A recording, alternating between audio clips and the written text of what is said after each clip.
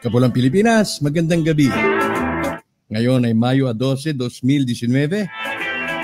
Welcome sa episode number 66 ng Alien Talk at 66 viewers.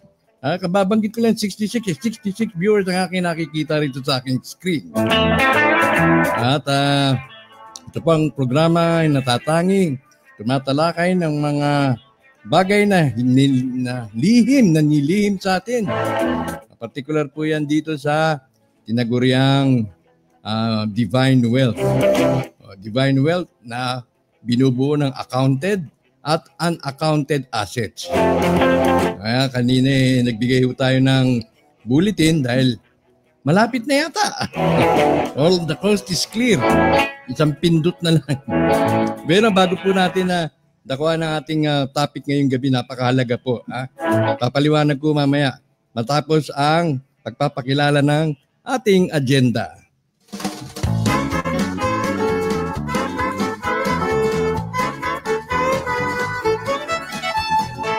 Ang Wealth of the Nation series ay isa pong self-funded, crowd-funded, meaning ikaw, ako, ang nagtutulungan upang may taguyod ng programang ito. At maaari po ninyong ipakita ang inyong appreciation sa ating pong adhikain, sa ating layunin, pamamagitan po ng pagpapadala ng inyong tulong. No amount is too small, no amount is too big.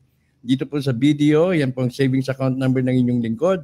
Ang aking full name ay nakatala na rin po at ang aking cellphone number na maaari rin po ninyong gamitin na magpapadala, kung magpapadala kayo sa alinmang mga available na money remittance services. At siyempre, palagi ang pinasasalamatan ng WOTN, yung mga past donors and contributors ng show. At ito po ngayong aking pagbabanggitin, ito po yung mga most recent, particular dito sa ating ID project na tumutulong po sila dahil sorry about that, na mailikom. Marami pong nagpapadala. Kaya nililikom ko po yan, tulong na isa kong anak na akin naman pong sinisweldohan. Yeah. So, pinasasalamatan po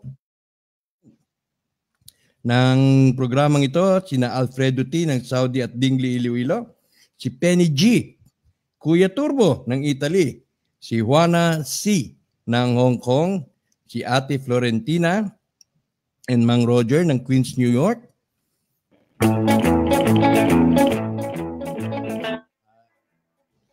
At syempre si Ella B. and Susana P. Mag-ina po yan. At Arnelo V. Robert John V. ng Bacolod City. Si Ate Wen C. ng QC. Venerando U. Vener Samson D. ng Manila. At Emmanuel L. si Dan D. Ayan, si Dan D. ng Metro Manila. At Emmanuel L. ng San Joaquin, Iloilo.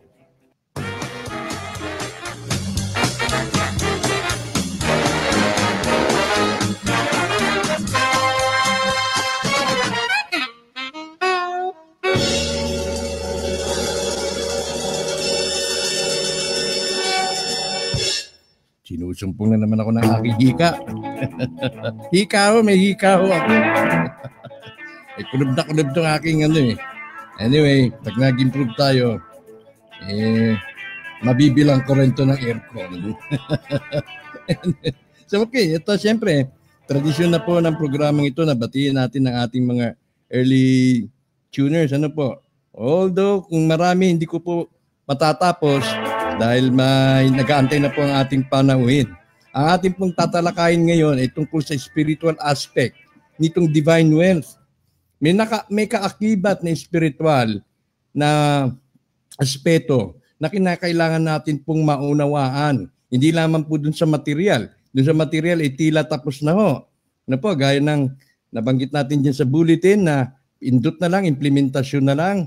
At meron na nga pong mga pre-implementation preparation na isinasagawa. At sa dahilang yan,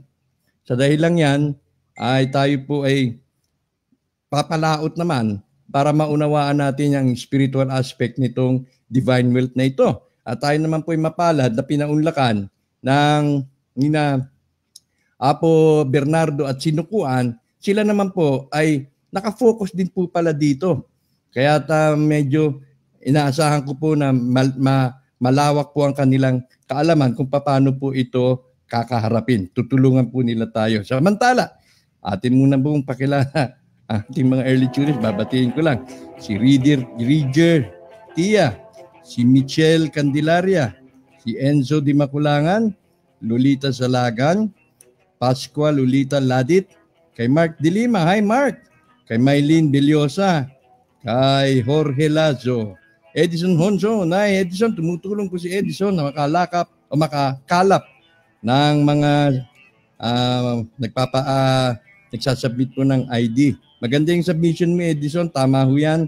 Hindi ako nahihirapan. Dahil pagbukas ko ng email, nakikita ko na kagad yung dalawang front captures ng ID at dalawang back captures ng ID, yung backside. Salamat. Si Makiling Banahaw. Dito po kami, mag-subscribe mamaya.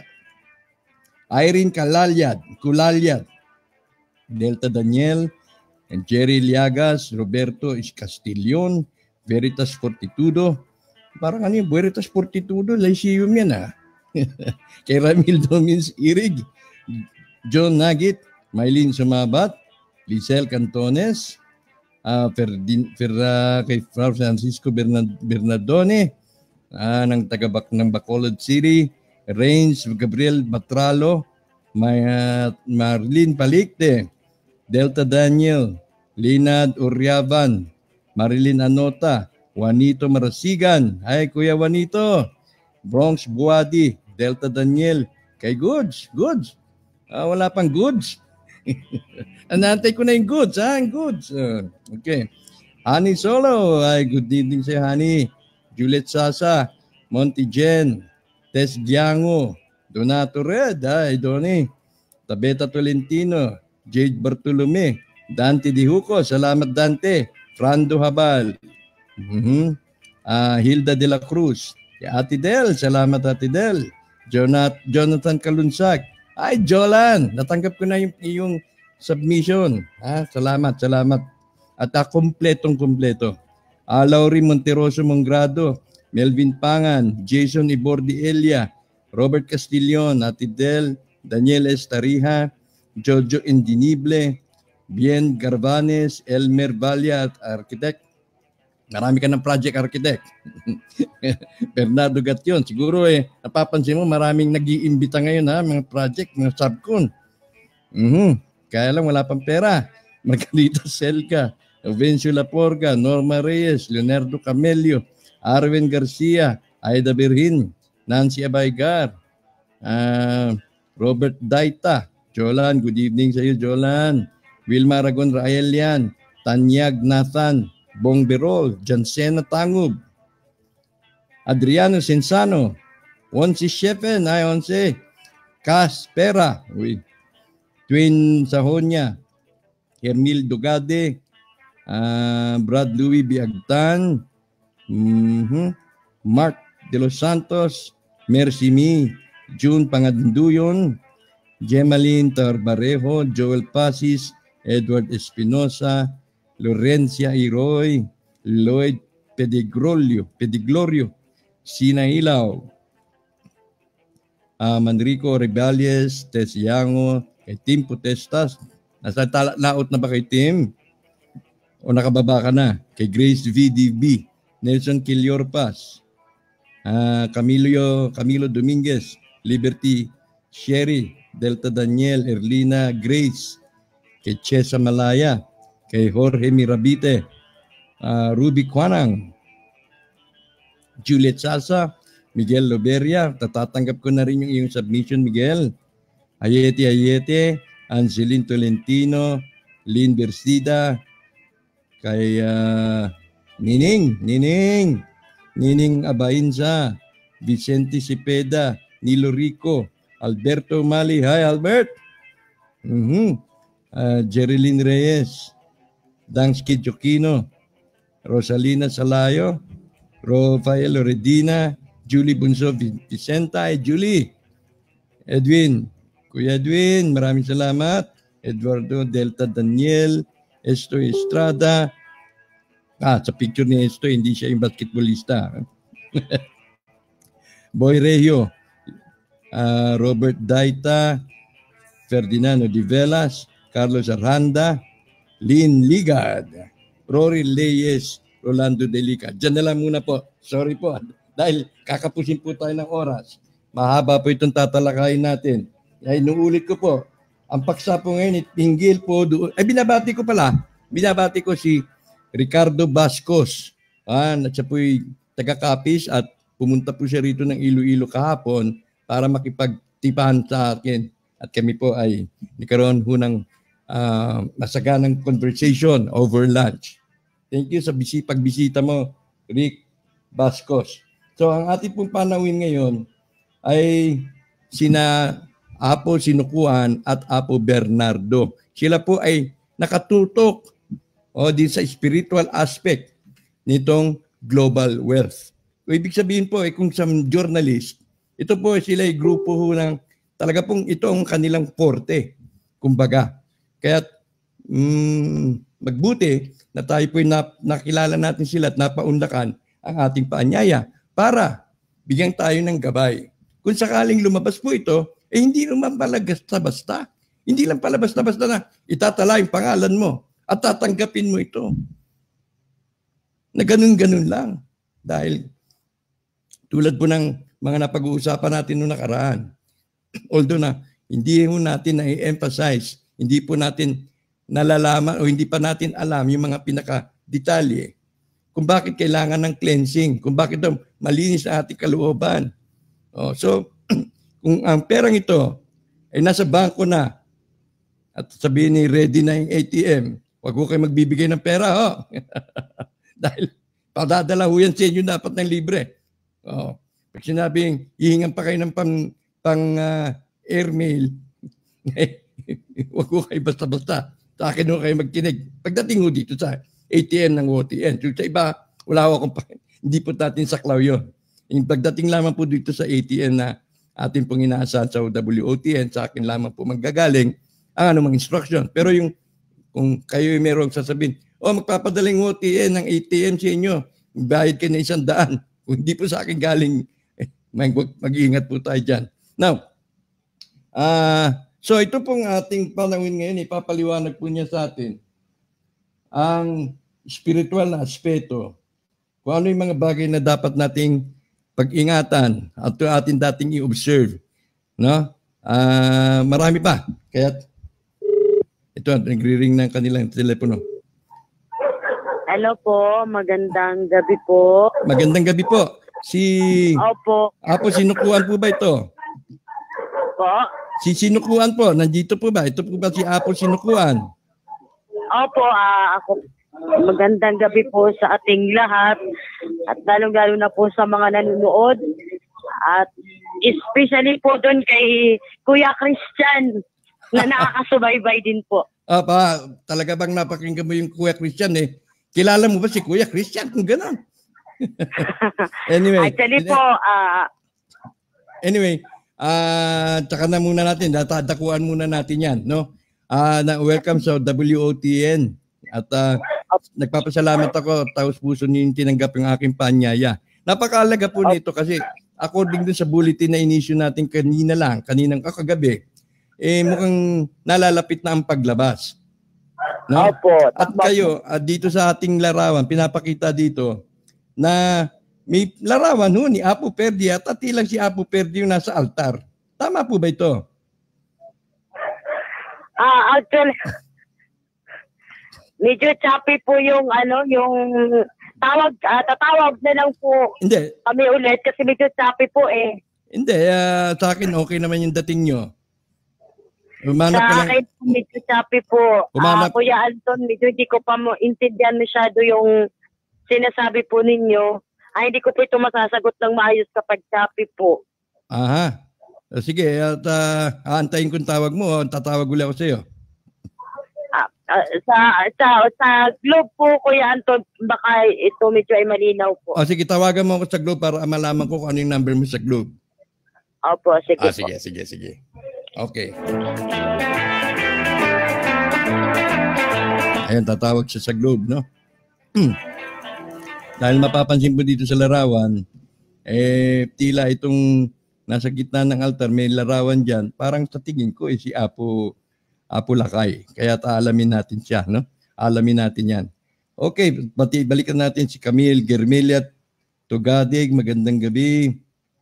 Habang inaantay natin yung tawag, kay Cheryl Malie, kay Sandel De Prado, Ferdinand Nati Victa, Monica Amar, Maslakdan, Bel Diaz, Ami Mariano, Noviembre, Leonard, from Mindoro, sabi ni Jolan, kay Lorenzo Tempora and Joe. Binabati ko na sila, Albert at Marilyn Landicho, Lizar Pihana. Si Princess, maganda. Ang Happy Mother's Day to all mothers and good evening to all viewers of WOTN and Pekog family. Kay Prince Casey, kay Robert Daita. Tagal naman ni tumawag niya, no? Ni Apo sinukuan, tawag na. Okay, Melbert De Leon, Tenorio Maricar, General Rios, Prince Casey, Pekog family on behalf, sabi ni Princess Elizabeth, good evening sa iyo dyan. Good morning sa iyo dyan. Isagani Dulay, Nov Kabog, Violeta Pador. Teka muna. Itong number ko, Dato. Apo sinukuan, 0906. Ito, ipapost ko na sa screen, ha? Tawagan mo ako. 0906. Ayun na. Hello, Apo Bernardo. Hello po. Ayan. Opo, narinig. Malinaw. Narinig ako. Malinaw. Hello po. Dito po kayo sumagot sa telepono. Medyo choppy po talaga. Hindi po ako makatawag sa load kasi wala pong load yung Globe po namin, Kuya Anton. So, kung meron na lang pong katanungan, pakikinggan ko na lang po ng mabuti at masasagot ko. Yung tanong niyo po kanina, about dun po sa picture ni ng dating Pangulo ng Pilipinas, ito po ay bilang pag-alala at pag-celebrate po namin nung kaarawan niya nung September po. Okay. At yun po ang piniprepare po namin bilang spiritual pag-alala sa naiwan po niyang magandang kumbaga magandang hadikain niya sa bayang Maharlikang ito. Ang lahat din pong ito ay kaagapay si Kuya Christian po dahil isa po siya sa namuno sa amin dito. Kaya po nagawa po namin yung pag-celebrate ng birthday niya. Okay. Kilala ko si Kuya Christian bilang isa sa mga tumututok sa issue nitong kayamanang ito. At kayo ay kaagapay kamo dun sa spiritual. Mari mo ba kaming bigyan ng idea, no? General idea tungkol dito sa spiritual aspect ng kayamanang ito? Opo. First pong ito po ay usaping medyo malalim at mahirap dahil nakalukit po dito ang spiritual. So, unti-untiin ko po rito, nag-umpisa po kami dito sa spiritual ay last year lang po. So, 2 years na po kami sa spiritual. Sa pagkakailam ko po talaga dito sa idea ko na nanggaling din mismo kay Kuya Christian na pinapaliwanag niya sa amin na kahit siya mismo ay nag-aral ng spiritual. So, nung itinuro niya po sa amin ito, doon ko lang po naisip, doon ko lang din po nalaman na ang global wealth po pala ay kaakibatang spiritual na aspect. Hindi po magmamaterialize ang isang material kung wala po itong spiritual. Kasi po, unang-una, ang spiritual po talaga ay pinaka-importante po dapat ginagawa ng tao. Dangan po ay marami po tayong kanya-kanyang relihiyon. Pero hindi po ako nagpapatama ng relihiyon, kundi po neutral lang po ang gagawin. At neutral lang po ang gagawin pagdating po sa tamang araw na pagdating ng divine government. Ito po inuumpisahan na paglilinis. Kasi po, dumating po ang araw na ipamamahagi itong kayamanan, kung ano man po itong kayamanan na ito. Ibig sabihin, ang tao po dapat ay kailangan munang maglinis sa sarili. Ano po yung unang-unang pinakahakbang dito? Kailangan po niyang malaman kung ano po ba talaga siya. Pagdating po ng araw, pag tumanggap siya ng kayamanan na ito, na galing po doon sa magbibigay sa atin. So, ibig sabihin, kapag ikaw po ay nag-aral po ng spiritual, nalalaman mo rin po dito ang mga bagay-bagay. Katulad po ng pagtanggap natin sa kayamanan na ito pagdating ng araw, bawat Pilipino. Sa pamamagitan po ng spiritual, dito po mahuhubog ang pagkatao mo at ang espiritu mo na matatawag kang bilang Filipino people kung ikaw ay dumaan sa mabuting proseso sa pagtanggap sa kayamanan. Kaya po ito pinalaganap ang spiritual na aspeto para po lahat po ay magiging maayos at kaaya-aya po tumanggap ng kayamanan na ito. At alam din po ng tao na paano gamitin ang kayamanan na ito kapag nasa sa atin na. So, pagka po nag-spiritual po tayo, Kuya Anton, pinaka-importante po ito kasi dito ko rin po na-realize, dito ko rin po na nasabi na may mga bagay-bagay pala na dapat nating saliksikin kasi ang alam lang natin, hindi po ba tayo ay nakikinig sa mga, kumbaga, nagba-Bible sharing, hindi pa pala sapat iyon. So may malalim pa po pala. Doon ko rin po nalaman sa spiritual na pag-aaral na ang lahat po ng mga bagay dito sa ibabaw ng lupa ay kaakibat sa global asset o kayamanan na itinakda ng Diyos dito sa lupa. So katulad na lang po ng tinatawag na mga engkanto, mapag-usapan lang po kasi last po sa episode ninyo, may mga spiritual po itong kaakibat. So katulad po ni Tatay Tagliong, isa po itong highly spiritual. Katulad din po ni Ekleo, hindi po ba spiritual po siya? Exactly. So marami pong mga highly spiritual na nag-aral po ng totoo pong spiritual. Depende po yon sa kalakalan ng spiritual nila. Ganon din po sa amin. Sa amin naman po, ang tawag dito ay Catholic spiritual.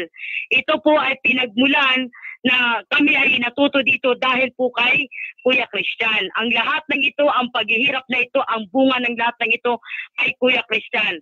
Ang lahat po ng ito, pagdating ng araw, malalaman din po ng madla, malalaman din po ng tao na bawat Filipino people, kahit sa ibang bansa ay dadaan po sa tinatawag na divine government. Iyon na po ang tinatawag na ginagampanan po namin ngayon na pina-plus din po ninyo sa screen ninyo. So until now po, yan din po ang ginagawa namin dito sa Turil. sa iba't ibang lugar. Marami pa po kaming pinuntahang lugar. So hindi lang po dito sa lugar na ito. So meron po sa iba't ibang lugar na nag-i-spiritual. Kuya Anton, sa totoo lang po, nagpapasalamat po ako ng malaki sa programa ninyo. Dahil din po sa programa ninyo, marami po talagang tinatalakay about dito, hindi sa global asset. Ganon din po kay Kuya Christian na ang lahat ng ito, hindi kami makakarating dito at hindi kami makakatayo sa tinatayuan namin na ito kung hindi din po dahil sa kanya. At especially din po sa mga banal. Hindi ko na po babanggitin kung sino-sino sila, Kuya Anton, dahil siyempre marami pong nanonood sa atin. At ayoko rin po i-pinpoint na ano po ba talaga ako sa aspetong to. Normal lang po akong tao na isa din po sa napag-utusan, isa din po sa tatayo, na isa din po sa tutulong sa ganitong gampanin. Willing po ako, willing po kami na tumulong. Ayan. Yan ang limited na may limit. Madali lang na may. Ridaya. Ridaya. Okay. So yan nagpapainit pa si Sinukuan. Tungkol din sa aspeto spiritual.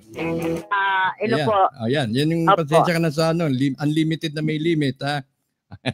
Okay, Opo. sige. Tuloy mo. Natutuwa rin po ako, Kuya Anton, dahil tinatawag din itong bayan natin na lupang hinirang, inang bayan, Maharlika. Napaka-pilot po ng taong Pilipino dahil kaakibat po pala dito ang pag-unlad ng sambayan ng Pilipino na ito ay ang kapwa nating Pilipino. At saka natutuwa din po ko dahil ito na po siguro yung takdang panahon at tamang panahon para magkaisa na, hindi lang po sa tinatawag na spiritual, kundi pagdating ng araw, mauunawaan po ng lahat ng ito kung bakit po namin ito ginagawa. Dito rin po sa kinakatayuan namin, as a leader, as naupag-utusan lang, marami po kaming natanggap, marami pong batikos about dito, lalo na sa pagsusuot ng puti. Sinasabi kulto, naglalakad kami kulto. Hindi po ganun. Dahil ang kulto po, hindi ko po masasabing present sa Panginoon yan kasi iba po yung sinasamba nila. Dito naman po is Catholic, spiritual nga lang ang tawag. Hindi po ba kung matatandaan po natin, si dating Pangulong Ferdinand Edralin Marcos, sa pagkakaalam ko din po dahil sa hint po ni Kuya Christian, na isa din po siyang spiritual, highly spiritual na pinasbasan. At ganoon din po, natatawag ko rin po na sinaunang panahon talaga naman na may mga spiritual. Wala pa man ito sigurong itong darating na ito ng mga Kristiyano, may mga spiritual na before pa. Si Bernardo Carpio, isa rin po sa history, yung mga sinukuan, yung apat na Maria sa history natin, sila din po yung mga spiritual. So may mga spiritual din po na tinugyan noon. Kung Kuya Anton, kung naalala niyo po yung Spartan 300 na palabas, out of 1,300,000 lang po sila na magkakasama pero natalo po nila yon. So because of the spiritual po, dahil po doon sa gabay nila na may tumutulong na spiritual. Okay. So ito pong spiritual natin, Kuya Anton, as synchronized lang ito sa paglilinis sa bawat isa para pagdating po ng panahon, ang pagunlad ng bayan na ito ay kaakibat ng kapayapaan at isa at pagkakaunawaan ng paniniwala. Kasi tayo po ay maliligtas lang, hindi po sa kung saan, kundi sa pananampalataya ng direkta. Tama po ba? Tama. So, yung pong global wealth na ito, later on ko lang po ito nalaman dahil kay Kuya Christian. Kasi siya naman po talaga yung leader namin. Siya lang po nagbibigay sa amin ng hint na ito.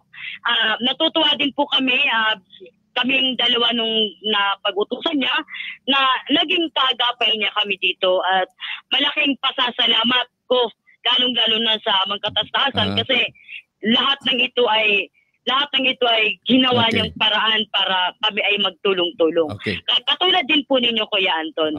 Darating din po ng araw, sa muling magkakataon na magkaharap po, ay pati rin po kayo magkakaroon ng idea about po dito. Yeah.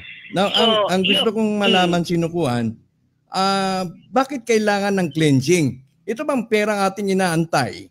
Particular, limbawa, lahat yan yung mga indirect benefits, no? Kasi ang kayamanan ito may mga indirect benefits, no? Opo. Halimbawa, may malaking project, ako isang manggagawa, ako mabibiyayaan dahil malaki yung sweldo, hindi ko na kailangan pumunta sa abroad para ma-achieve yung level ng OFW salary, at ako'y mabibiyayaan. Yung po ba kailangan din ng blessing, ng kailangan din mo ba sila na ang ordinaryong manggagawa ng tinataguriang cleansing o yung mga dadanggap lamang ng direkta? Halimbawa, kung mabibigyan ng budget ang ating WOT and ATM, yun lang bang direktang tatanggap ang kinakailangan ng cleansing? O yung mga indirect, dapat ding sumailalim sa cleansing? Diyan po, Kuya Anton, lahat po tayo, pag sinabi pong Filipino people, anytime po lahat makakatanggap. Kahit po tinatawag na ito naman po ay salaan. Kumbaga para pong mag-aaral tungkol dito. Habang nagpa-process po ng cleansing na ito, ibig sabihin po lahat po, wala pong tinatawag na mayaman ka man o malaki man ang sweldo mo, hindi ka natatanggap tungkol dito. Ito po ay pag dumating po ang tamang panahon sa divine government, lahat naman po yan ay napag-aaralan, lahat naman po yan ay pwede silang mag-aral tungkol dito. So, ito pong tinatawag na sa global welcome na pamamahagi po ng mga biyayang ito lang po ipanimula na paalala sa iyong sarili na kailangan mo talagang i-cleansing din po yung pagkatao natin, yung spirit, para pantay-pantay po tayo, alam po natin paano gamitin po yung pera sa tama, na hindi po natin mawawaldas ng ganun-ganun na lang. So may iwasan na rin po sa pamamagitan po nito, may iwasan na rin po yung mga masasamang tao or yung kumbaga nilulukuban ng hindi magandang espiritu na gumagawa ng pagpapatay, yung magnanakaw, wala na pong ganung mangyayari. So lahat naman po ito ay napag-aaralan, lahat naman po ito ay mapagpaplanuhan. So every Filipino people po, pag Filipino people po tayo, kahit sa ibang bansa man po, lahat po tayo ay makakatanggap ng biyayang ito. Okay. Paano naman yung mga nagkaroon ng mga transgression, yung mga kasalanang nakapatay, nandrape? Sila ba mabibigyan din o mababahagian nito bagamat willing silang mag-undergo ng cleansing? Opo. Kailangan po talaga yun, Kuya Anton, kasi ito po ay base dun po sa hint natin kay Kuya Christian, sa napag-alaman din po namin na kapag po halimbawa na ikaw ay adik o sabihin na natin na gumagamit ka ng bawal na gamot at ikaw ay pumapatay, kailangan po muna siyang i-rehab. Kailangan din po muna siyang iseminar, kailangan din po muna siyang kausapin or katulad po ng ginagawa po sa yung mga nakulong, kailangan po yan. Makakatanggap pa rin po sila later on po doon pag nakapasa na po sila doon sa under observation po ng tinatawag na spiritual sa pag-cleansing. Yung pera bang matatanggap namin imo-monitor ng bagay, hindi pala yan, wrong question dahil spiritual nga po pala. Nabanggit ko kanina na itong yamang ito ay may nakaakibat na sumpa. Naniniwala ho ba kayo doon? Oy, naman po. Meron po talaga, meron po yun. Actually po talaga, ang sumpa naman po ay, meron po talaga yan. Kasi ito naman ay galing sa magkatastasan. Bagamat kung gagamitin mo po talaga sa hindi maganda ito, talaga may sumpa. Pero po, ito pong sumpa na sinasabi, ito po'y tinanggal na. Napaghirapan na po ito, napagluhuran na. Ibig sabihin, finished product kumbaga. Kaya lang, kapag ikaw po ay binigyan, every Filipino people, meron pong nakasubaybay po dyan para po hindi ka po maligaw sa gagamitin mong perang yan. Mm-hmm. So, kumbaga, na-i-process nyo na. Ganun ba yun? Opo. Tama po kayo dyan. pero pag timanggap kami, kailangan namin kailangan pa rin bang parang mag-undergo pa tayo ng konting ritual? Ganun ba yun? Hindi lang basta halimbawa, pamamahagi yung ATM at tapos na. Magpakaligaya na, hindi ba ganun? Anong idea nyo? Idea ni Kuya Christian tungkol dyan? Ganito po yun. Meron pong isang tinatawag na association na napagkatiwalaan si Kuya Christian. na kailangan po magpasakop dito. Kasi dito po sa association na ito, dito po nakalukit ang spiritual and material. Pag sinabi po na ang tao po pag naka-undergo po dito at nakapasok, dito pa lang po sa ano na to, nasasala na po yung tao, na ituturo na po yung tama at natuturuan na po sila sa spiritual na gampanin. So dito pa lang po ay hindi na po mamumroblema yung pong umbrelahan po ng association na ito. Kasi ang umbrella po ng association na ito na ang hawak po namin, yun po ang magbibigay dito para sa tao. Kasi hindi naman po kaya doon sa itaas, may pamahagi po yun. So, nagbigay po ng isang association na may kakibat pong spiritual na gampanin. Kaya po ito naging dual, naging spiritual in material. So, papasok po tayo sa spiritual in material. Pag po tayo ay binayayaan na, lahat naman may mga funding na, ibig sabihin, nagpa-process din po ang spiritual. Ganun po yun. Okay. So, ibig sabihin na nalilinis unti-unti yung spirito natin at kailangan po talaga natin itong gawin. May nagsabi dito, tinatanong ni Nening Abainza. Tanong lang po, gagawin, interesado po talaga ako at gusto kong mapag-aralan. Ay, wala pong problema. So, Kuya Anton, ipapasalamat din po ko dyan sa mga nunood sa inyo.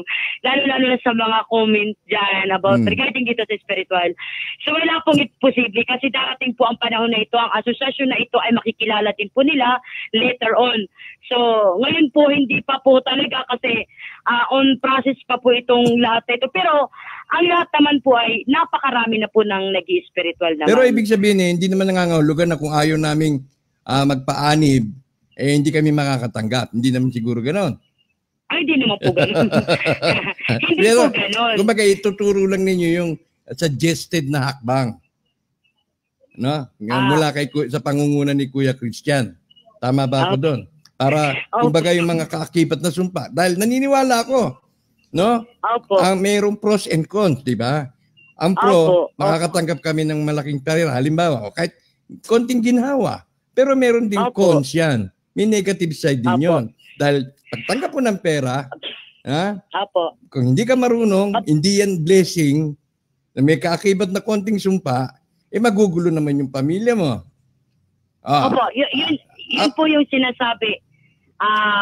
Yun po yung sinasabi ko Anton na natanggal na po yun matagal na, napaghirapan na, napagdasalan na po yan. So, kasi, ibig sasabihin ng tao, ito bang natanggap ko? Alam mo, nagulo yung pamilya dahil nagkapera, napunta sa inom, pambababae, nabuisit, nag-away-away yung mag-asawa, nag-away yung mga mag-anak. Kaya sasabihin, ito bang aking natanggap na pera blessing o curse o sumpa? Maaaring mo mangyari yun. Hindi po imposible yun. Tama mo yun. Yung aspeto na gano'n, mabubuisit lang dahil nakatanggap ng pera. Di ba? Opo. So ito bang layunin natin para kumbaga maibsan yun o mabawasan o maging refinado, luminis yung pera na ipamamahagi. Okay. Basahin ko muna itong text galing kay Kuya Christian mismo. Ay Kuya Christian, ang banal na biyaya ay para sa lahat, ngunit doon sa karapat-dapat. Paano maging karapat-dapat? Kailangan magbalik loob sa amang kataas-taasan. Ayun, teka muna. Tumatawag yan. Tuloy natin mamaya. Okay. Opo. Ito, may tatanong ako sa iyo, sinukuan. Opo. Ito kasi mali yung terminology ko noon. Kala ko yung pagka sumasanib, may sinasaniban. Hindi pala yun. Now, gusto kong tanong, yung linulukuban, tama yun, Niluluklukan po. Niluluklukan. Kasi ang sabi sa akin ni Apo Bernardo, ikaw ay kinasihan ng mga espiritu. Now, para sa iyo. Yeah. Correction ko lang po kasi medyo hindi po maganda. Kasi kung sinasapihan po, iba po yung term po nun. Pag niluluklukan po o nilukuban po ng mga banal na espiritu, yun po yung tamang term po doon. Okay, nilulukuban o niluluklukan. Para sa iyo, ang dating Pangulong Ferdinand Marcos ba buhay o patay na? Medyo mahirap na tanong po ito Sige. Lahat sit ako ron. Sa palagay ko naman po, buhay na buhay siya, lalo-lalo na po sa puso ng mga tao, is still alive po talaga siya. Kasi ang istruktura na ginawa niya po sa bayang mahal na ito ay nananatili pa rin po until now. So sa palagay ko naman po, para sa akin, buhay na buhay po talaga siya. At kahit hindi ko pa man po siya naabutan before, kasi siyempre sa age ko pong ito, sa history na lang po nag-base ako na napakabuti niyang mahal na Pangulo. Naging tatay siya sa bayan na ito. Kaya naniniwala po ako sa ilan pong naniniwala sa spiritual at sa mga naging kasama niya before, naniniwala ako na sa puso't isip nila buhay siya, buhay na buhay, at hindi po yun patay.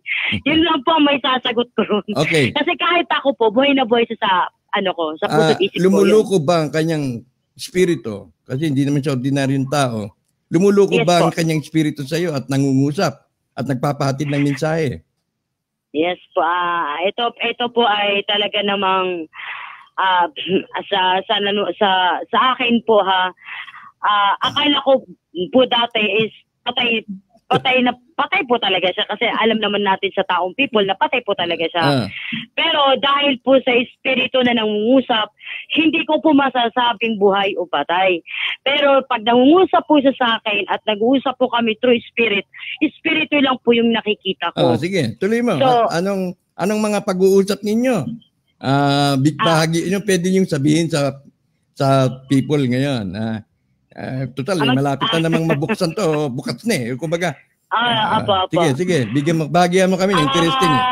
Actually po, ito po ay medyo mahirap sagutin. Pero sa abot ng aking makakaya gagawin ko. Ito pong pag-uusap namin regarding po ito sa whole the Philippines. All of the Filipino people sa darating na magaganap, sa darating po sa pag-unlad ng bayan na ito, or sino man yung itinakda na His Royal Highness. Kahit po ako na-excite po ako kung sino po yung taong yun, at gustong-gusto ko rin po siyang makita. Kasi mayroon po siyang naiwanan na kahit noon pa man po nabasa ko rin po yun sa kaloobang tipan niya, na since 1983 ay lumagda naman siya na wala na siyang karapatan or doon sa tagapamahala, tagapirma niya. So meron po silang iniwan na isang sole signatory. Pero hindi ko po yung kilala kung sino po yun. Kasi si Kuya Christian, ito lang po yung nagbibigay sa amin ng hint about dito. So yun po lagi ang pinag-uusapan namin regarding po doon sa magaganap at yung nangyayari po sa paligid, nalalaman din po niya yon. So yun po lagi ang pinag-uusapan na dahil po sa kanya, nagkakaroon din po kami ng idea kung ano po ang nangyayari sa buong paligid at sa buong bansang Pilipinas. Katulad na lang po ngayon sa mga dumating po na mga bisita dito sa Pilipinas, mga deputies. So, nagkaroon na po kami ng idea tungkol po din sa kanya dahil nagkikipag-usap po siya sa akin regarding po dito. Okay. Yun lang po yun, Kuya. So akala ko nakikipag-usap ang espiritu ni Apo Lakay sa iyo. Dumadaan sa iyo at nangungusap at nakikipag-communicate. Hindi ganoon. Sa akin po, na true. Siguro sa po yun sa diwa, tipality. At may tawag po din sa time na yan. Yung isip ko po, pag oras na nagpapahinga po ako or yung natutulog po ako, pakiramdam ko na umaalis po ako sa katawan lupa ko. Yung spirit ko po, parang ganon. Umaalis po yun, din nagtatagpo po kami at yun, nag-uusap po kami dalawa. True by spirit po yun. Okay. So nagpapahinga po ko nun. Kapag tapos na po kami mag-usap, babalik na po ako dun sa katawan lupa ko. So hindi magigising na po ako. Hindi nangangahulugan na nag-undergo ka ng trance. Yung parang gumaganon-ganon. Hindi naman ganon. Yung parang talaga may sumasapi sa'yo. May hindi naman ganon. Hindi naman po ganon. Okay. Hindi po. Sa spiritual na normal po is normal ka lang kung luluklukan. So sa paniniwala... Iba po kasi pag sinapian ka, talagang pag-bad spirit, talagang mag-undergo ka na gano'n para ka may epilepsy. Pero ito naman po, hindi naman po. Asing normal ka lang, natural lang, parang wala lang, gano'n lang po yun. Kasi may truly basbas po. Opo. Sa mensaheng natatanggap mo, sa iyong paniniwala na siya yung nangungusap, anong sa tingin mong dapat naming malaman galing sa kanya? Ito lang po ang lagi niyang sinasabi na darating po ang araw na ang Pilipino ay higit na pinakamayaman sa buong daigdig. Ang Pilipinas ang pinakamayaman at ang lahat ng yaman ay nandito. At ang Pilipino, kapag ikaw ay Pilipino, proud to be Pilipino ka. Then darating ang araw na magbabalik siya sa lupang pangako. And the last na sinabi niya po, yun lang po ang last time na sinabi niya sa akin, magbabalik siya sa lupang pangako. By true spirit nga lang. Baka pwede na rin sa physical. Tapos kung gugustuhin po may kapal, wala pong imposible. Meron ako diyan nga pala, bago ko makalimutan, hinahanap ko yung material, no? Ito sa general public ito, kung kayo yung nakasubaybay. Meron nung kanta noon ng panahon ng martial law, yung kantang I'm proud to be a Filipino. I'm proud to be a Filipino. Everywhere. Kung meron ho kayong, kung alam niyo po yung material na yon, sabi ho sa akin at hanapin ho natin.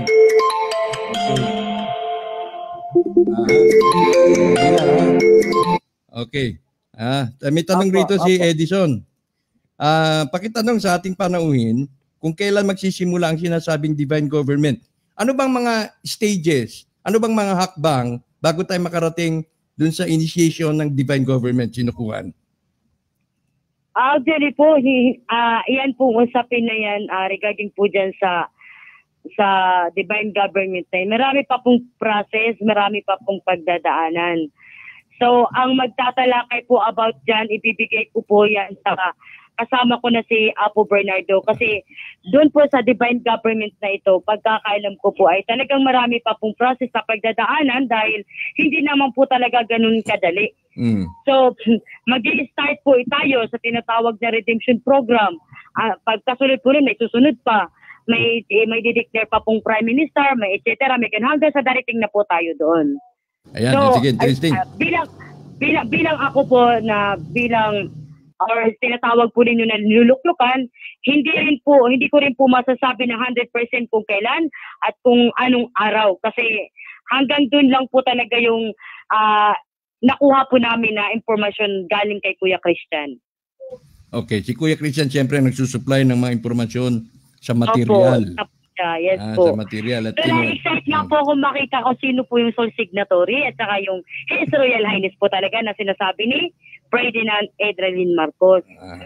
So, natutuwa din po ako, Kuya Aton, regarding dito sa usapin na ito kasi ito po yung nabubuksan na unang pahayag ng statement dito po sa spiritual kasi alam ko po na bago po ito si Pangulong Marcos, dati po ay meron din po siyang mga naitalaga na mga highly spiritual din po na pinagbantay niya sa mga tinatawag na kayamanan. Kasi po, kung hindi po sila dumaan sa process po ng spiritual, mawiwindang po yung binabantayan nila kung wala po silang pag-aaral sa ganun. Okay. So, ang dami pong nag-aaral po talaga ng spiritual. So, bago mo po yung last na generation. Bago mo ibigay kay Apo Bernardo, tatanong ko lang, nabanggit mo tungkol kay Encanto. Binabati ko nga pala, yung nagsasabit ng email na galing sa Biringan, nakalagay kasi doon. Lost City of Biringan, nagsasabit ng ID. Maraming salamat. Sabit pa kayo. Mga taga Biringan at taga iba pang Encantadia, lupa yung Encantadia. Regarding po sa Encanto, Kuya Anton, sa akin po ay nakapasyal na rin po ako sa kanila. So, dito po ako nakapag-isip na hindi lang po talaga tayong tao ang namuhay sa ibabaw ng lupa, sa hangin, sa tubig. Marami pong mga nilalang. Kaya lang, hindi naman po sila pwedeng magpakita basta sa tao dahil matatakot din po yung tao at magagampala din po sila. So katulad din lang po ng tinatawag na dwarfs, yung mga diwinde, yun, yung mga serena, sila din po ay kasama din po rito sa history ito. Kaya nga po malalim ang spiritual kung tutuusin, kung iisipin na hindi naman dapat isipin. Pero isipin po natin, kahit ang mga dwarfs ay nabuhay dito dahil meron silang katungkulan dito sa ibabaw ng mundo natin at yung mga diwata. So, kasama natin mabuti po at naitanong niyo po sa akin yan kasi nakita ko na rin po yung tinatawag na Limang Maria. Si Inang Sinukuan si Inang Banahaw, si Inang Makiling, si Inang Cristina. So 7 po sila sa pagkakaalam ko na mga Maria. Then bukod pa po yung sa Karagatan. So meron din po tayo sa Karagatan, Kuya Anton, para hindi naman po tayo So sa Galaxy meron din naman. Naniniwala po talaga ako doon sa lalo na sa alien. Yeah. Na lahat po sila nandito sila sa atin. Napanood ko rin po yung interview sa alien. Bakit ba sila nandito? Taga saan ba sila? Ano sagot nila? Dito sa Earth. So anong ginagawa nyo rito sa Earth? Kami yung bantay sa hinaharap. So it means to say, kasama sila at kakibat sila dun sa history. Okay. Final question. Paano raw yung ibang Kristiyano na hindi Katoliko, kailangan bang sumailalim dyan sa inyong paglilinis para makasali? Ano bang plano ng ninyo dyan? Ganito po yan. Tulad po na sinabi ko kanina, neutral po tayo. Iglesia ka man, Katoliko ka man, Muslim ka man, karapatan mo maging Pilipino. Tama po? Tama. Karapatan mong tumanggap ng biyayang ito. Pero, bago po talaga tanggapin ito, ipaunawa sa kanila, saan po ba talaga tayo nagmula? Iano ko lang po, Kuya Anton, kasi total na itanong nyo naman po sa akin. Kung ako rin po, ang tatanungin ninyo, hindi po ako Katoliko, hindi po ako kung ano-ano, iglesia po ako, pero bakit po ako nandito sa ngayon? Ano po ang meron? At ano po ang dahilan kung bakit ko po nagagampanan ito? Because po, ang spirit ko ay naghahanap ng katotohanan. So, yun lang po yun. So, natagpuan ko naman po, nabilong po ako dito sa spiritual na gampanin. Ito po yung kasagutan ko na mission ko sa lupa. Ganon din po sila ng mga iba't ibang relihiyon. Pa-process din po sila sa tinatawag na papunta rin po sa divine government. Kasi po ganito yan. Meron pong tinatawag na material na ibibigay po talaga ang kasama ko na lang po si Apo Bernardo ang mag-explain tungkol po dito kasi ito lang po ang siya po ang nakalokit doon. So, yung sinasabi po ninyo about dito, makakatanggap po lahat kahit iba't ibang reliyon. Meron pong nangyari dito niyan sa amin before. Hindi ko po alam paano po namin naganap ito. Mayroon po kami mga kasama dito, Muslim, Saksi ni Jehovah, Baptist, at tinatawag na Kibuloy, Iglesia, Mormon. So, lahat po nandito sa amin, neutral. Pero nandito po sila. Pero ganito naman po yun. Hindi naman po namin sila pinagbabawalan dun sa kanilang natutunan at nasanayan. Okay. Ayan, maganda. Walang restriction. Okay, sige. Maraming salamat, Sinukuan. At hanggang sa muli. Alam ko mahaba itong tatalakayin natin pero sinushortcut na lang muna natin. Maraming salamat po, Kuya Anton, sa programang ito at sa mga nanonood, lalo-lalo na po sa ibang bansa. At especially po doon sa nanonood na si Kuya Christian at Kuya Kulot. Kuya Kulot, kilala mo naman kung sino ka. At doon po sa family ni Kuya Christian. Yun lang po, more power to your show, Kuya Christian. And magandang gabi po at maraming salamat. Thank you. Ayan, okay, dakuhan natin si Apo Bernardo. Napagkamalan ko nagnamali pa ako, Apo Bonifacio. Sa galit ko dun sa mapangahas. Pinadalan pa naman ako ng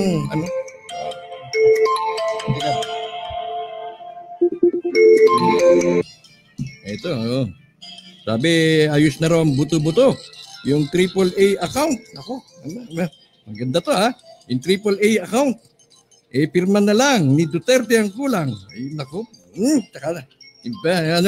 Tsaka papiyaw na lang muna to. Hindi pwedeng, Okay, sige. Si Apo Bernardo. Apo Bernardo. Yes, magandang gabi po, Kuya Anton.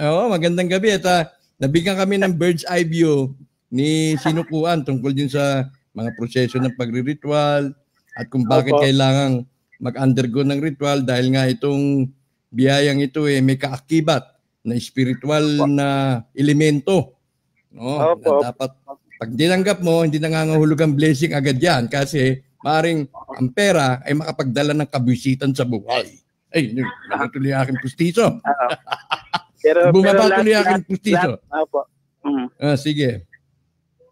Sige po. At lahat naman po yan, nakukurik lang ng dahan-dahan. Hindi naman sa mga bilisan. Madali lang po kasi po, once na tayong Pilipino, tayo po ay Pilipino, madaling magkaintindihan yan. Okay? Lalong-lalo na po sa kayamanan natin dito sa Pilipinas na matagal nang nahimlay o matagal na simula pa nung ilang taon na isang siglo. Okay? Pero ngayon po, isasalaysay ko po yung istorya kung bakit talaga merong kayamanan. Sige. Okay? Ito po ipapahayag ko na po kung bakit may kayamanan. Bakit mayroon tayong kayamanan ngayon? Na ngayon lang man tayo nabuhay, di ba? So ito po, 1,000 years ago, ang kayamanan po natin ay nagsimula noon. Okay? Panahon po yan ni Bernardo Carpio. Kung naalala niyo po, si Bernardo Carpio na isa na lang pong tanikala na nakakala alamat. Alamat lang ko, no? Pero totoo po yun. Siya po ay tagaling po ng Portugal, isang Portuguese. At isa po napunta siya rito napadpad dahil po nagkaroon po ng digmaan doon sa kanila. At nung nakarating siya rito, at nakita niya itong tinatawag na maharlikang bansa, tinatawag na Tinagong Islands. Okay? Ito yung islands na Virgin Islands. Since siya po ang unang nakatagpo dito, siya po ang tinaguriang unang hari. Kasi nung araw, ang kinikilala lang nung araw ay mga queen and king lang. Ngayon, kung ikaw isang mandirigma kung saan ka makasandako sa buong mundo, ikaw na yung hihiranging hari. Kaya ang unang hari dito sa tinatawag nating maharlikang bansa ay si Bernardo Carpio. Okay? Wow. So at ang una niya pong naging kakilala rito ay siyempre itong taong ito kasi may angking lakas at tinagurihan din itinalaga din ng Panginoong amang katastasan na meron din siyang kapangyarihan na katulad din ng mga sinasabi nila ni Apo Tagliong, mga ganyan, mga kapangyarihan. Kaya ito, ang nakakausap niya rin, dati kasi, nung araw, minsan hindi na naniniwala doon sa mga rebulto. Kaya ang ginagawa nung araw ng mga tao, nagdadasal po sa mga puno, nagdadasal sa dagat, nagdadasal sa araw. Kaya po lahat nung araw ay nakakausap nila ang mga hindi natin makikita. Kaya ang una niyang naging kakilala rito ay yung 4 na Maria. Ito yung 4 na Maria, si Mariang Tinukuan, si Mariang Makiling, Mariang Banahaw, at si Maria Cristina. Okay? Ngayon, nung panahon nandito na siya, namuhay na siya rito, at napakaganda rito, nagustuhan niya. So, ibig sabihin, nasundan siya ng mga marami ding mga pirata. Yung mga pirata, mga kamag na mga pirata, na mga Mongolians ng araw, yun po ang napunta rin. Ang una pong mga pirata nakarating dito ay ang China, Korea, Japan at mga Mongolian. So yun ang nakauna nakarating. Nung nakita nila rito, nanahan naman sila rito. Hanggang nakita po nila na daw pangpalad nila itong mga engkantada na sinasabing tinukuan. At si Maria Makiling, yung 4 na yan. Ngayon, nagustuhan nila. Nung nagustuhan nila, gusto nilang asawahin. Ngayon, sabi pa ng 4 na Maria, kung asawahin nyo kami, okay lang. Kailangan sa isang kondisyon. May kondisyon. May kondisyon. Sige, ano yun? Ang kondisyon ay si Haring Bernardo Carpio ang gagawa ng kasunduan. Nung gumawa na siya ng kasunduan, sige, gawa ng kasunduan. Sabi niya, sige, dalhin nyo ang mga tinatawag na mahalagang bato. Kasi nung araw, hindi ba naman ginto ang tawag yan mahalagang bato. Kunin nyo, dadala nyo, at kasama yung 4 na babae. Ngayon, umuwi muna kayo at para kayo ay madala nyo ang mga kayamanan yan. Pero lingid sa kaalaman nila na yung tinatawag na kasunduan pala na yon ay mayroong ilalim. Okay? Ang sinasabi doon, kung isang bagay ang makuha mo rito at madala mo, ibig sabihin, pinaubukasan, pagtakbo ng isang araw, doble ang bayad. So tubo. Ibig sabihin, mahigit pa sa 5-6. Di po ba? Ngayon, nung na yon, so binaliwala nila yon kasi akala nila ordinaryong kasunduan. Yun po yung joke lang ang mga katastasan. Siya din po ang nagawa ng kasunduan yun kasi ginagabayan din po si Haring Bernardo Carpio. Ngayon, nung nakaano na sila, so naghasik sila ng lagim. 3/4 na sa buong mundo ay nagpunta sila roon at nagipaggera, nakuha ang kayamanan at iyan ay nasakop nila. Ngayon, dumating sa punto na nakapag-isip sila. Meron pala tayong kasunduan na ating napag-iwanan na ito ay may kaakibat na sumpa. Kaya ang ginawa nila, bumalik sila rito at nagpadala sila rito na maraming mandirigma sa tinatawag na maharlikang bansa. at ginira nila ito. Pero sa taglay na lakas po ni Bernardo Carpio, ang ginawa niya ay pinayanig niya po ang bundok ng Montalban. Kung naalala niyo po yung Montalban, okay, pinayanig niya yan at ang kanyang nabiak, pagkatapos ang dagat at yung manig at yung mga taong tawag ito yung mananakop ay nagsilipanan magsitakas at sila ay lumubog. At ang mga kayamanan nila ay naiwan sa mga karagatan. Kaya ang karagatan natin maraming kayamanan. So noon pa man, ang Pilipinas na ito ay lingid sa kalaman ng tao. Ito ay imbakan, nanakaw, na yaman. Ayun. So ito po yun. Ito po yun. Ito yung tinatagong island na imbakan, na tagong yaman. Noong araw pa, wala pa tayo. Ibig sabihin, that is 16th century. Kaya po, nabuo na yan dito. Kaya nagulat tayo kung bakit nandito ang mga tinatawag natin na mga gamit ni Haring Solomon. Okay. Hello? Hello? Oh, naputol. Sige lang. Antayin natin, ha? Nagiging exciting. Hello? Imbakan ng Tagong Yaman. Yes, dito na po napunta sa atin. At noong araw pa, kapanahonan pa ni King Solomon, kaya nagulat tayo, ba't may mahukay tayo mga gamit ni King Solomon? Oo. At saka yung mga gold bars nga daw niyan, hindi posibleng mabuo ng ganyang karami sa isang lifetime. Dahil mga specks lang, maliliit lang yan pero bakit nakakabuo ng ganong karami sa isang lifetime? Ibig sabihin po, noong araw pa yan. Matagal noong na. araw pa yan. Okay. Ibig sabihin, wala pa tayo. Buo na yan. Oo, tama. Okay, sige. Buo na. Yun ang ibig kong sabihin. Kung walang taglay na banal na espiritu ang lumukob doon kay Bernardo Carpio, magagawa niya kaya yan? Okay? So hindi siya ordinaryong tao. Kasi nung araw pa lang nagawa niya. Kung naalala niyo po, meron tayong tinatawag na White Mongolian account. Oo.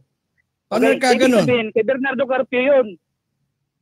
Kay Bernardo Carpio yun na pinagpatuloy naman, na inayos naman ni Jose Rizal. Pero, ang una po nito, nung dumating, di ba, nagkaroon na digmaan, nawala na in the 12th century and the 13th century. Okay? May lumutang po na ang kanyang mga angkan, kasi po sa spiritual na aspects kasi, kung tayo magkapit sa spiritual, ibig sabihin kadugo na kita.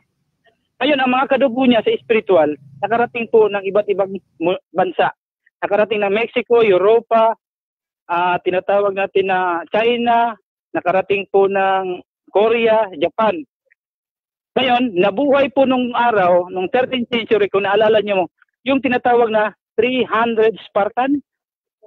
Okay. Oo. Yun po yung sila ni King Bernard.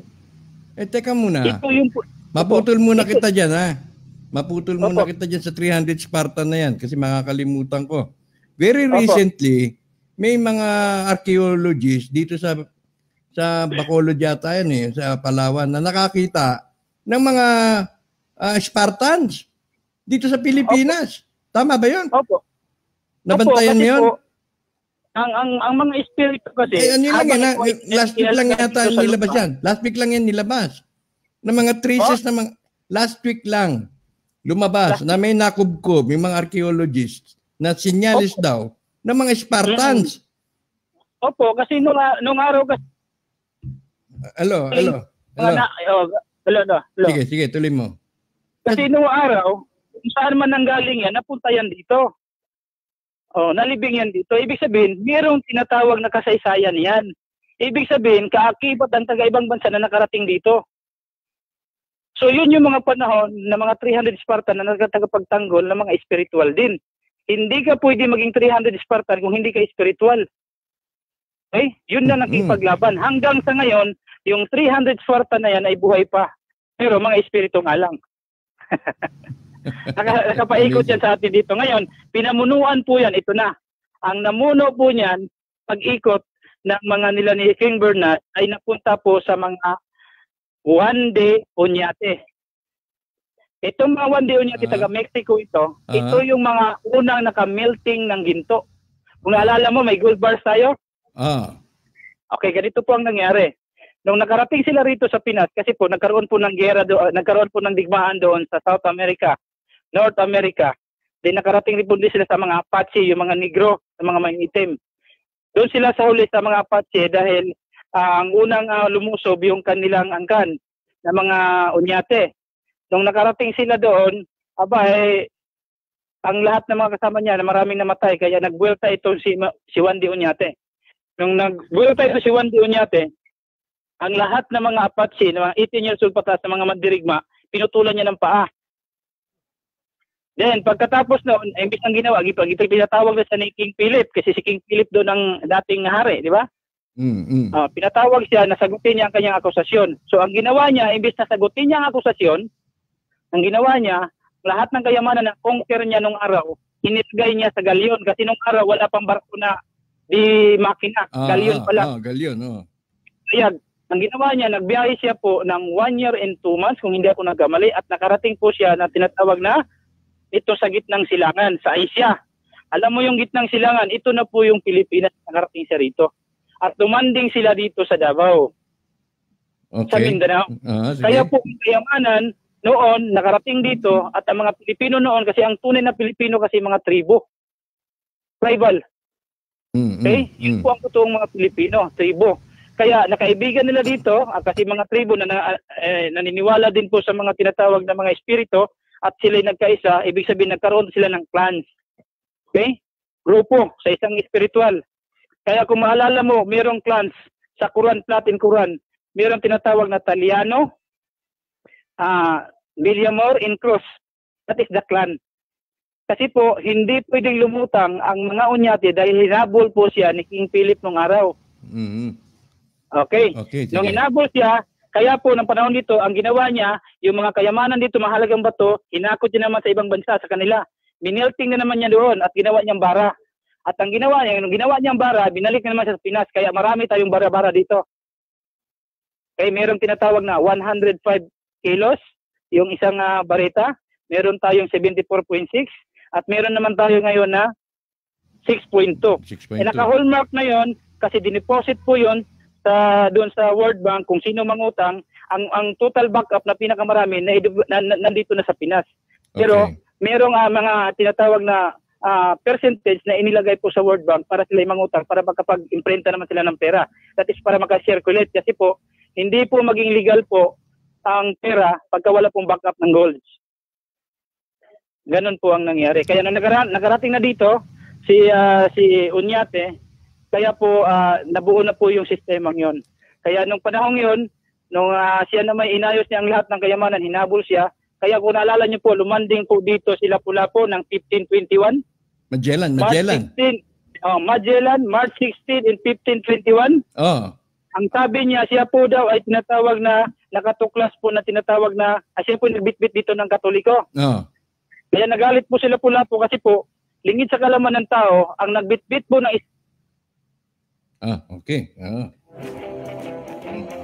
Malalim. May nababanggit na Unyate. Predates Magellan.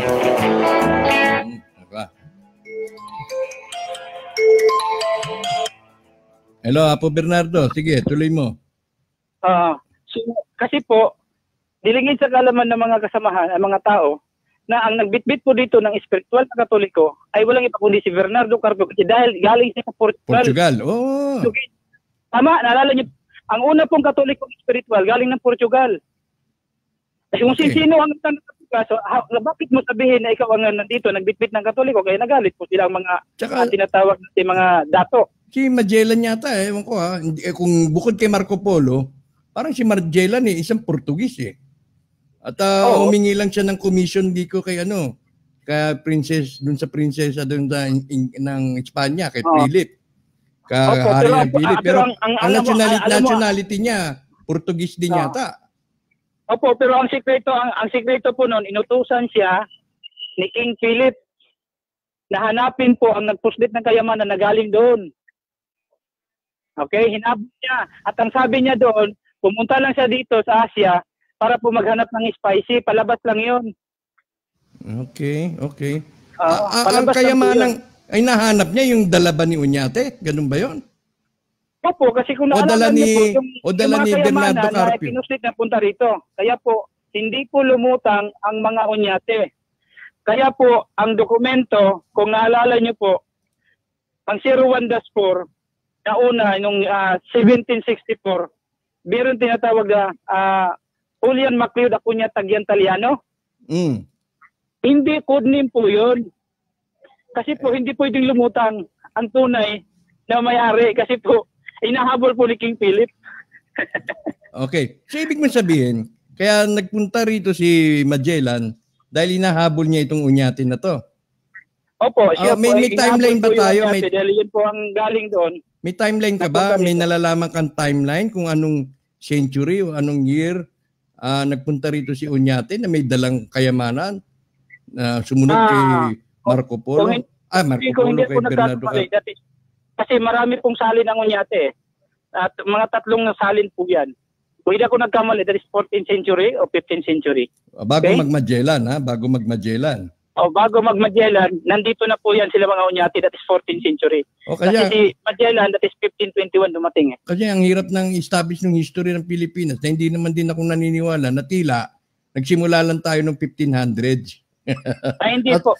At nung bago pa mag-1500, wala tayong sibilisasyon. Ayun ang pinaano ng ating mga historian. Tamad eh. Anyway, ituloy mo. So, yun pala. Kaya nagpunta rito si Magellan dahil hanapin yung mga kayamanang dala ni Uñate at sumunod. Opo. Ayun po ang tunay na istorya. Ngayon, nilimbag niya lahat sa iba't ibang bansa yan at nilagay sa mga bangko at dumami ng dumami. Ngayon, di ba po meron pong lumutang na titulo ng 01-4 ng 1764. Meron nakalagay doon na si Julian Macleod Acuña Tagiantaliano kuno ang may-ari, di ba? Okay. Ibig sabihin, that is the code. Kasi po, yan po ang sistema noon ng trading system kasi nung araw, pag ikaw po ay maghalimbawa, magpalitan ng mga kalakalan, sa kalagitnaan kasi magpapalitan, ang pinakamasilan po yung ginto. Ay karamihan po, manggagaling po yung ginto sa atin. Kaya ang mangyari, ginawan po ng source of origin yung pinanggalingan. That is the title of the land. Kaya lumutang po ang titulo ng 01-4. Na inilagay po doon kay Queen Elizabeth. Yung Royal Government of England. Kasi sila lang po ang may karapatan doon sa trading system. Kaya ang titulo sa Pinas, kung hindi manggagaling ang titulo mo sa kay Queen Elizabeth, ibig sabihin, hindi yan legitimate. Okay. Parang legitimate. Ngayon, after noon, dumami ng kayamanan, kaya pagdating po ng 1891, kung nalala niyo po, meron na namang lumutang na 01-4 na Don Jimenez Rodriguez. Meron. Ang mga Rodriguez. Okay, dito po ba? Don Jimenez Rodriguez, ibig sabihin po, pinalabas yun para may lumutang na may pangalan. Pero, tutuusin po, ang nakatago pa rin yun, mga Uñate. Okay. Siguro ito na. Sige. Okay. Kaya may lumutang, ito na po, backtrace po tayo ha. Diba po, tayo po ay tawag ito, sinakop tayo dito ng mga Kastila in 333 years. Di po ba? Kung hindi ako nagkakamali, sinakop tayo rito. Nung sinakop tayo rito, sinakop sa kanila na itong Pilipinas. Kaya ang ginawa nila, ginagawan po nila ito ng titulo ng 4136. Okay. Yung 4136 na yon, ang ginawa naman ito, nabuhay naman ito isang bayani. Sino itong isang bayani natin? Walang iba kung hindi si Dr. Jose Rizal. O kaya inayos niya lahat, ang mga White Mongolian accounts, inayos niya lahat. Kasi lumalabas kasi, si Rizal daw namatay in 33 years, pero hindi po nangyari, hindi po yun ang totoo. Ang totoo po, namatay siya in 1974 and 113 years old. Kaya ang kayamanan, inayos niya, nagbunta siya sa Roma, kaya po nalipat rin po ang mga kayamanan dito, yung iba nasa Central Bank. Okay? Nung inayos niya ang titulo, at tawag ito, tinubos niya ng I think mga $5 million. Kaya tinubos niya.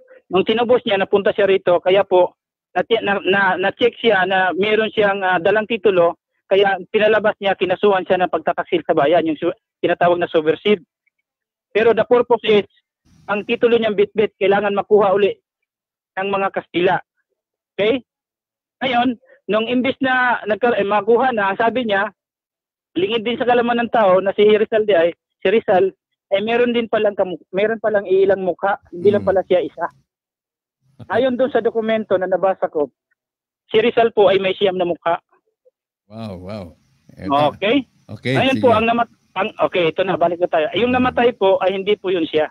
Kasi nung time na yun, nag-meeting din sila. Ang kasama niya po, yung taga Bacolod, nakamukha niya rin. Okay? Mm-hmm. At kasama rin po si Andres Bonifacio. Siya po ang binigyan ng mga dokumento, titulo ng 4136 kasi kung halimbawa makuha sa kanya, meron pa tayong hawak. Okay?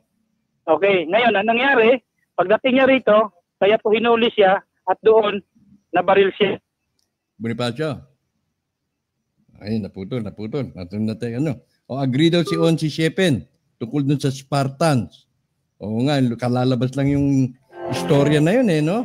At ito, lumalabas din yun sa hindi naman yung dahilan kung bakit nagpunta ng Pilipinas itong mga Spartans. Hello. Okay, sige. Hello. Tapos, ang nangyari po, sige, pass forward. Yung dokumento, napunta po yon sa mga Amerikano. Nung napunta po sa Amerikano, hawak na rin tayo ng Amerikano in 40 to 50 years. Okay. Okay? Ibig sabihin, hanggang sa ngayon po, kasalukuyan, hindi pa tayo malaya. Kasi po, ang dokumento natin ay nakatago pa rin sa kila. Kaya tingnan mo, ang ating ekonomiya dito, hawak pa rin nila. Okay. Kaya, mabubuksan ito ang lahat pag lumutang po ang hari. Na ang tunay na tagapagmana, itong tunay na tagapagmana, kung sino talaga itong tinatawag na sa Chinese elders, sa drug family. Kasi po, mangyari po ang pinaka-mother account sa bangko, okay? Sa global wealth na pinag-uusapan sa global asset ay ang MCD01.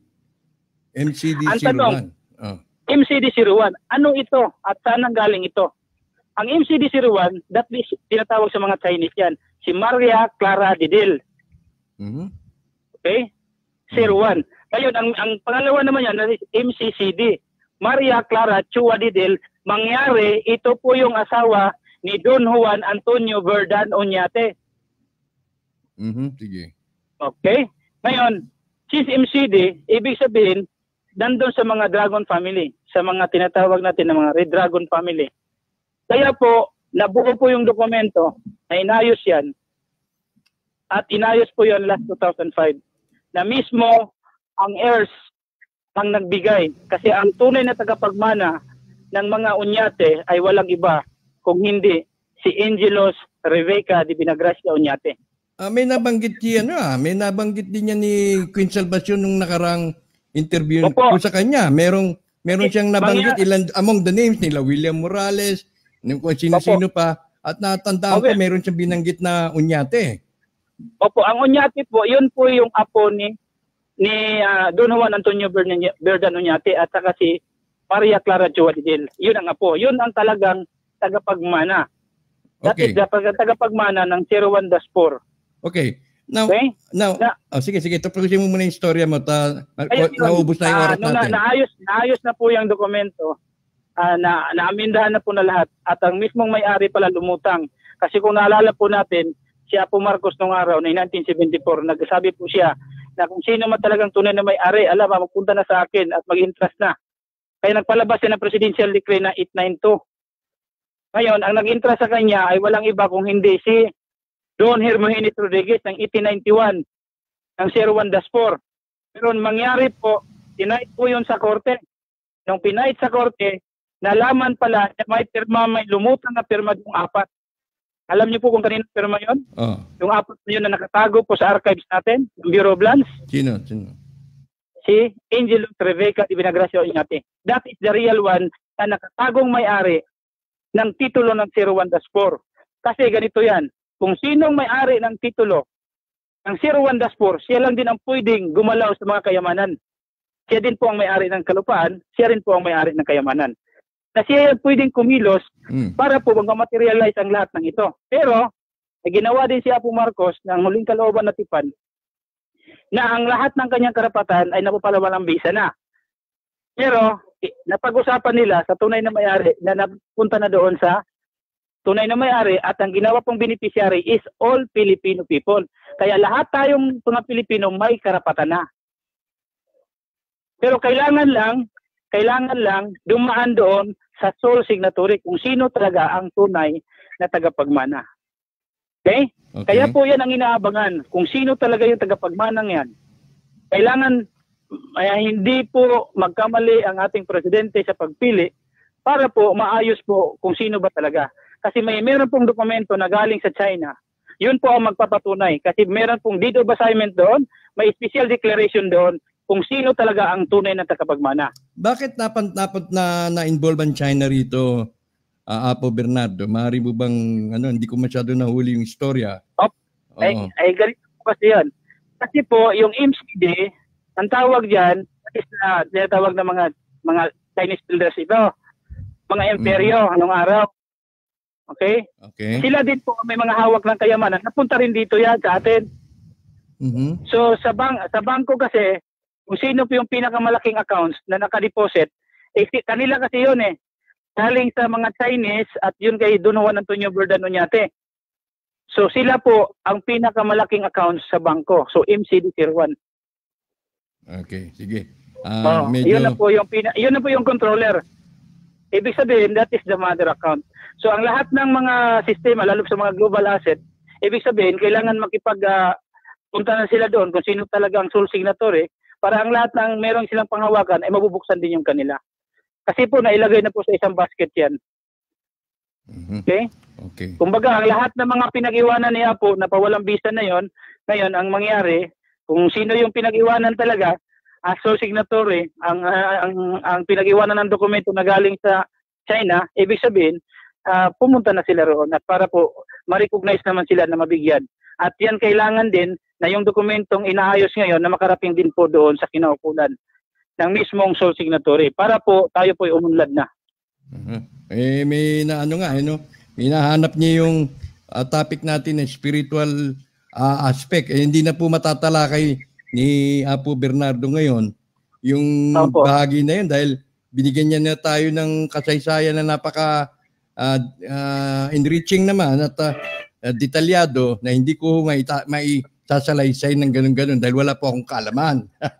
Kahit ikwento mo sa akin yan, Bernardo, Apo Bernardo, hindi ko rin mahuhulit na yung mga detalyeng yan, So, ito siguro hindi natin to makukuha ng isang upuan lamang. Now, ang isang katanungan ko, paano na-involve si Marcos dito sa Oñate na to? Ano po? Paano na-involve si Presidente Marcos sa Oñate na to? Bigyan mo nga, yun na lang ang simplified. Okay, simplify po natin. Kasi po, naputol. Ayan, sabi ni Gudoy, yan ang secret kung sino talaga ang sole signatory. Mukhang nasasakyan ni Gudoy, Okay. Fast forward tayo. Sigurado ito yung magiging tanong. Ano ang link ni dating Pangulong Marcos sa Oñate, kay Oñate, Rebecca Oñate, nabanggit mo? Sige, ganito po kasi yan. Kasi po, noong si Rizal po ay nag-ayos ng mga kayamanan, si Apo Marcos po, di ba po, lawyers. Sige. Siya po ang legal lawyers noon. Ngayon, nung nalaman niya na po na ang tunay na may-ari pala ganito, kaya siya na rin po ang tagapag-ayos, tagapagmana, tagapangasiwa, tagapirma. Pero, nahon na yon ay noong 1983, maupo po siya ng huling kalooban na tikpan bago po siya natin. Ibig sabihin na pawalang bisa na po lahat yun. At ngayon, inayos naman po nila yan last 2005, 2008, 11, inayos po yung 3 years doon sa China. At doon na po, nailagay na po sa isang basket lahat yan. So, si Presidente Marcos ang nag-ayos niyan? Opo, malaking bagay po ang ginawa niya. Siya po ang nag-ayos ng lahat ng yan at wala po siyang ninakaw. Kasi po, nakalagay po sa dokumento, ang mga kayamanan sa Pilipinas ay nakalagay na po sa isang dokumento. Wala na siyang karapatan, pati po ang kanyang mga dami nung araw, wala na karapatan. Pati mo yung kanyang mga pamilya, wala na rin karapatan. Okay? Ibig sabihin, kung ano man ang nakalagay doon, yun ang dapat nating sundin. Okay? At meron pong dokumentong ilalabas yan. Ngayon, kung sino talaga ang tunay na may-ari, may tagapagmana, yun po ang bababaybayin. Well, kasi nga, kaugnay niyan, ano, ikaw naipahayag mo, nabigyan mo kami ng informasyon regarding dun sa timeline from Bernardo Carpio hanggang papunta dun kay Jose Rizal, ano? Yes. Napakahirap i-establish yun dahil San Bernardo Carpio ay alamat lamang yun sa nababasa natin sa elementary school books. Pero, bakit yung sa mga kinakataka ko, yung sa huling tipan, nabanggit ka naman ni Presidente Marcos si Bernardo Carpio. Binanggit nga si Maria, may mga Maria doon. Maria Makiling yata, yung mga gano'n, ano? Opo, ganito po kasi yan. Ang lahat po na involved dyan sa kayamanan ay lahat po yan mga spiritual. Oo, siguro. Hindi po yan nailagay dyan kung ordinaryo kang tao. Exactly. At walang dahilan. Mayroong kaalaman, marami silang alam na hindi alam ng mga ordinaryong tao. Oo. Ibig sabihin, hindi ilalagay yan ni Pangulong Marcos kung walang dahilan. At kung hindi niya i-acknowledge yan kung hindi dapat i-acknowledge, di ba? Yes. Okay. At meron din patunayan na kaya po siya nawalan po siya ng kaso, di po ba? Marami siyang kaso nung araw. Na kinasuhan siya 122 cases sa International Court of Justice. Lahat po inaabsuelto. Bakit wala po silang napatunayan? Kasi po hindi naman kanya tagapangasiwa lang siya tagapagpirma, tagapamahala. Ngayon, ibinalik niya na, naggawa na siya ng kasulatan ng huling kalooban at tipan. Para ano pa? Okay? Kaya po wala pong ninakaw si Apo Marcos. Malinaw sa dokumento po ng huling kalooban at tipan. Okay. At kailangan pong mabasa po ng mga kasamahan yan, ng mga Filipino people, para po matulukan na po na ang sabi ay nagnakaw siya ng mga limbag-limbag na salapi. Wala po siyang ninakaw. Wow, napakaganda napakaganda ng iyong revelation. Pero dapat siguro kapag sa pag-usad ng panahon kailangan ma-establish natin yung veracity ng mga historical facts na yan, Apo Bernardo, ha? Opo, wala problema. Importante. Sa abot po ng aking magagaya, una-una po, nagpapasalamat po ako sa iyong sa iyong programa. At kami po ay nakasubaybay. Kahit paano po ay nakapagbigay po kami ng mensahe. Alam po namin hindi po kami perpekto. Okay, tao lang din po kami. At hindi po kami nauna. Mas nauna pa po sila. Mas nauna pa kayo. Pero nandito kami at kami po ay kinasiyahan na nandyan nasa itaas. At kami ay nagpapahayag po ayon doon po sa katotohanan. Kasi po lahat po ng Pilipino dito makikinabang. Kailangan po alam ang istorya. Tapos sa susunod, paalam mo sa amin yung mga proseso, papunta na tayo sa divine government, etc. Yung mga hakbang na kailangan nating makilala. Bago kita bitawan, may tanong si Anthony Santiago Martin. Ito yung totoong Anthony Santiago Martin, na nakalagay doon. So, ibig sabihin, nabasa ba ni Apo Bernardo ang birth certificate ko na pirmado ni FM? Ganito po kasi yan. Ang Anthony Santiago Martin ay hindi po yan nakarehistro sa Pinas. Walang real name dito sa Pinas.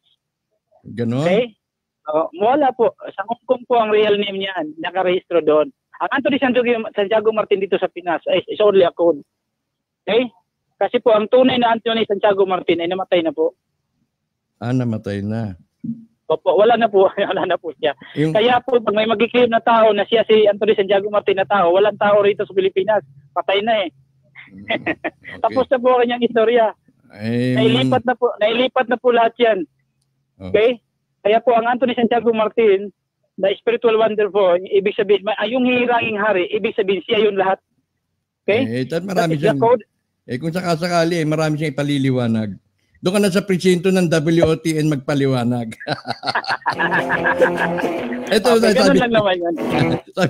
Basta po tayo, ayon lang po sa ating kaalaman, ang ating pinapahayag. Hindi naman natin sila inaano kung ano din ang kanilang kaalaman. Okay? Baka naman ikaw itong soul signatory at alam na alam mo.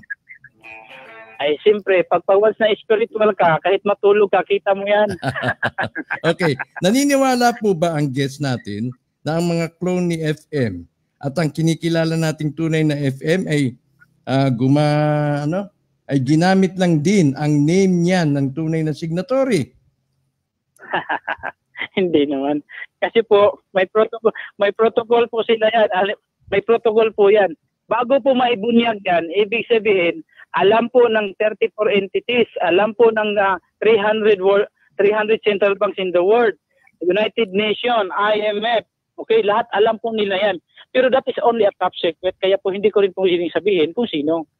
Pero ibig mong sabihin, kung tayo ay nandito na sa punto na tapos na lahat, yung proseso, ibig mong sabihin, alam ng 34 entities yung istoryang ibinahagi mo sa amin. Nawala. Nako. Intriguing ha. Kasi nabanggit niya yung 34 entities eh. Apo Bernardo, bago tayo naputol, may final tanong ako sa iyo. Kung alam ng 34 entities, na binabanggit ka 34 entities, nababanggit ko rin dito, World Bank, United Nations, etc. Ibig ba sabihin alam na nila itong story yung ibinahagi mo sa amin tungkol kay Bernardo Carpio, pataas, papunta kay Ferdinand Marcos? Siyempre po, meron pong dokumento sinadmit doon. Siyempre, nababasa na nila yan. Ibig sabihin, ang lahat ng dokumento na mga binabaybay natin, meron na sila. Kasi naka-receive po yan. Yan po sa United Nations dito sa atin sa Pilipinas at sa iba't ibang bansa na meron na po yan. Ngayon, hindi nila lang mapinpoint kung sino yung taong uupo. Invisible nga eh. Kaya nga ito nagpapa-ID ako. Sabi, mang-elector ako ng ID. Sabi ko, sino kaya to? Sabi, baka si Apo Lakay din yan. Ayoko mapahiya. Ang lahat po ng mga Pilipino, ang lahat ng ginagawa natin dito ay hindi lang po tayo makikinabang. Ang lahat ng Pilipino po ang makikinabang. At ihirangin na po tayo, pag na may hinirang na pong hari dito, ibig sabihin, yun na yun sa pag-unlad sa Pilipinas. At magiging pantay-pantay na po ang sistema. Tungo po sa divine government. Ang divine government kasi, hindi yan ganun kadali. Sino bang, siyempre, kailangan muna ng hari bago mapunta ng divine government. Pero sino bang magpuputong ng corona? Sino magsasabi na ikaw nga ang hari? Si Duterte ba? Posible. Ang tinatawag na magtaas. Okay? Sino? Kasi po, siyempre, kailangan katigan ng presidente kasi po siya po ang binoto ng Republic of the Philippines. Kaya po napakabuti ng ating presidente at pumayag na siya sa pre-redemption program at pumasok na rito ang tinatawag ng mga deputies. Kasi kung hindi dahil din sa kanya, ay wala nang lahat ng pinag-uusapan natin ito, wala nang kwenta to. Sige. So, kaya pasalamat din tayo sa kanya. Kung walang presidente, walang hari. Po. Paano papasok ang programa kung hindi naman kakatigan ng presidente? Malaman natin siguro kung sino kanino dapat. Ito na po yung tamang panahon na tayo po magkaisa ng lahat ng Pilipino. Okay? Para po ito ay panalangin natin at ang pinakamahalaga po ang spiritual aspects. Kasi po walang nonsense ang lahat ng material kung wala tayong pagdarasal. Ayun, maganda yun. Nonsense ang lahat ng material kung walang pagdarasal. Okay. Pero yun. Sige. Kailangan manggaling doon sa uupo. Okay. Sige, malaman natin yan. Maraming salamat. Unti-unti nang naglalabasan, ha? Sige. Bueno, we have to stop. We have to say goodbye from here. Ako po nagpapasalamat po sa iyong programa at sa lahat ng mga subscriber mo sa buong mundo. Maraming salamat. Kay Kuya Christian, maraming salamat din. At kung sino man ang mga aking mga kasamahan, maraming salamat.